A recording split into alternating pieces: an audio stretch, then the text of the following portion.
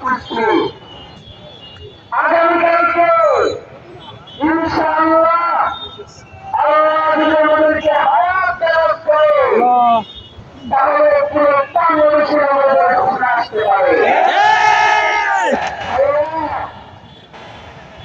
এই আমাদের প্রত্যেক শহরে আপনাদের নাফরমানি করবেন, আপনাদের কথা নাই। ওসমান হাদির রক্তের জমিয়ে বাংলাদেশে ইনসাফ কায়েম করেছেন আপনাদের কোনো নাই। এখন পর্যন্ত আপনাদের সেই ক্ষমা সুযোগ আমরা দিচ্ছি। এইখানে আসুন, জনগণের কাছে বলুন কে কে আপনাদেরকে পাঠানোতে খুনদেরকে গ্রেফতার করতে চায়। এইখানে এসে বলুন কারা কারা এই খুনের পিছনে রয়েছে। আমরা জানি তাদের নাম হয়েছে এই জনগণ, এই বাংলাদেশের স্বাধীনতার জনগণ, এই সার্বভৌমত্ব রক্ষার জনগণ। তাদের টাকা খেয়ে খাচ্ছে নাই, লোক টাকা খেয়ে খাচ্ছে নাই। তারা শুধুমাত্র এসেছে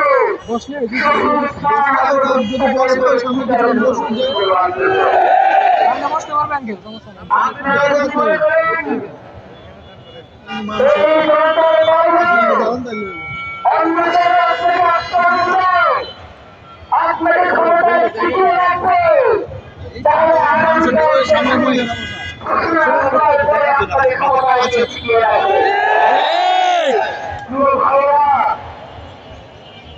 অনেকেই মনে করেছিল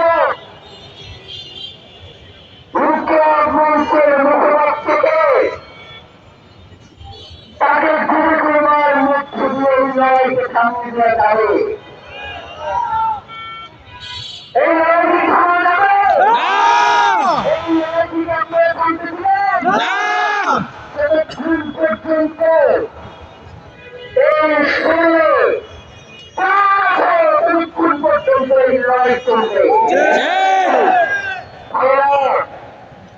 শহীদ ওসমান হাদি আমাদেরকে শিক্ষা দিয়ে গেছেন।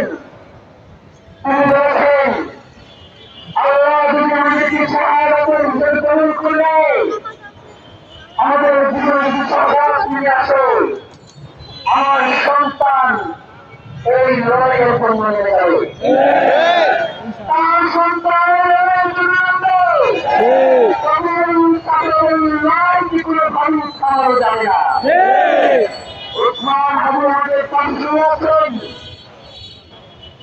আমরা তার ওখানে কবর জিয়ারত করব এবং সেই সাথে তার প্রতিজ্ঞা গ্রহণ করব যে আমাদের ওসমান ভাই, আমাদের শহীদ ভাই, আমাদের প্রাণ, আমাদের স্বাধীনতা সার্বভৌমত্বের প্রতীক, আমাদের কণ্ঠস্বর। আমরা আপনার যে লড়াই, আপনার যে অসম্পূর্ণ লড়াই আজকে বাংলাদেশে এখন শুরু করলাম, আমরা সেই দায়িত্ব নিয়ে নিলাম। এখানে স্লোগান হবে,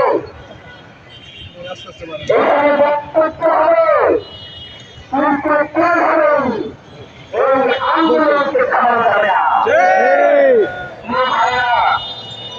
রাজনৈতিক দল সংগঠন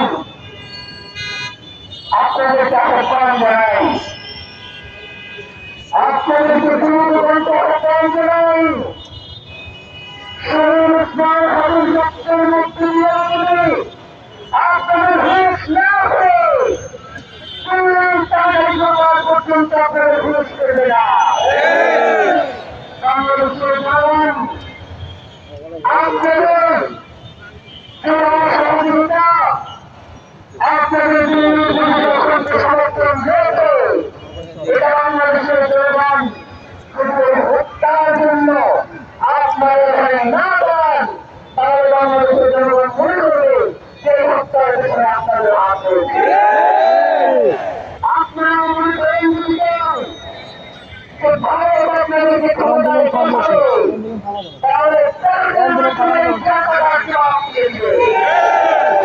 আগেই হয়েছে, বুঝছেন? আগেই ভুলটা হয়েছে। জানাজার পর থেকেই উথাল পাতাল করে দেওয়া দরকার ছিল, তখন মানুষজন একটু ইয়া ছিল। আস্তে আস্তে তো ইয়া হয়ে যাচ্ছে, যত দিন যাচ্ছে তত ঘোলাটে হয়ে যাচ্ছে। এখন যদি জোরে না রাখে আগেই ভুল হয়ে গেছে।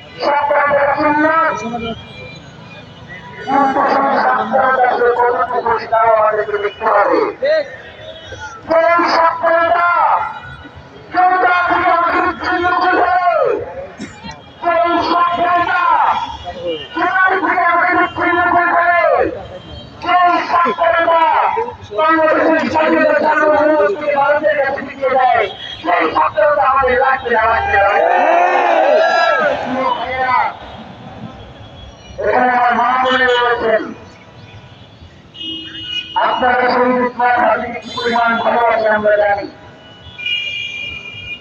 একটা অনুভূতি আমার মা বলে এখানে শেখাচ্ছে। জিজ্ঞেস করলাম যে আপনার সাথে কি শহীদ উসমান হাদি কোনদিন কথা বলছে? তাই কি আপনারা শুনতেন? শহীদ উসমান হাদি পরীক্ষা পর্যন্ত আমাদের নাম পাল্টাম না, কিন্তু যখন পরীক্ষায় আমার ছেলে আমার সন্তান গাইতে আমি সেই জন্য এখানে এসে কাঁদি এবং আমি চাই যে আমার সন্তান দ্বারা একজন উসমান হাদি হইয়া বলে গাইত। সেই মায়ের শপথ নিয়েছে, সেই বোনের শপথ নিয়েছে, তাদের সন্তানদেরকে, তাদের ভাইদেরকে এক একজন উসমান হাদি হিসেবে গড়ে তুলবে। সেই মা বোনদেরকে আপনারা কোনোভাবেই পথভ্রষ্ট করতে পারবেন না। আমার যে সকল ভাইরা রয়েছে এখানে, আমরা জানি যে অনেকে উসমান ভাইয়ের সাথে বিভিন্ন প্রোগ্রামে আপনারা গিয়েছেন, উসমান হাদির সাথে কয়েকটি গল্প নিয়েছেন এবং আপনাদের জীবনের লড়াইয়ে উসমান হাদি পারতপক্ষে কোনদিন সংগতি প্রকাশ করেন নাই। সেই উসমান হাদি আজকে এখানে শুনে আছেন, এখন আপনাদের দলের এসে পড়েছে উসমান হাদিকে যারা খুন করেছে তাদেরকে গ্রেফতার করে বিচারের মুখোমুখি করবার। যদি এই ঋণ পরিশোধ করতে না পারেন তাহলে শুধু উসমান হাদি নয়, এই জমিনের অসংখ্য উসমান হাদির রক্ত ঝরবে, তবুও বাংলাদেশকে এই দিল্লির তাদের থেকে আপনারা কোনদিন দূরে রাখতে পারবেন না। রক্তকে প্রতিদিন দিবেন নাকি আন্দোলনের মধ্যে আপনাদের সিদ্ধান্ত নিতে হবে। কোনোভাবেই এই আন্দোলনকে যারা বাধাগ্রস্ত করতে চায়, এই আন্দোলনের মধ্যে চ্যালেঞ্জ করতে চায়, আন্দোলন করি আপনারা উসমান হাদির বিপক্ষে অবস্থান গ্রহণ করছেন, আপনারা বিভিন্ন নীতি দেখাচ্ছেন এবং তার মধ্যে দিয়ে লড়াইকে বাধাগ্রস্ত করার চেষ্টা করছেন। প্রিয় ভাইয়েরা, আমরা জানতে চাই আগামীকালকে আমরা এখানে অনুরোধ করবো ইনশাআল্লাহ, প্রিয় বাংলাদেশ থেকে জানতে আসছে তারা সকলের মধ্যে এই শাহাদাতের উপস্থিত হবে ইনশাআল্লাহ।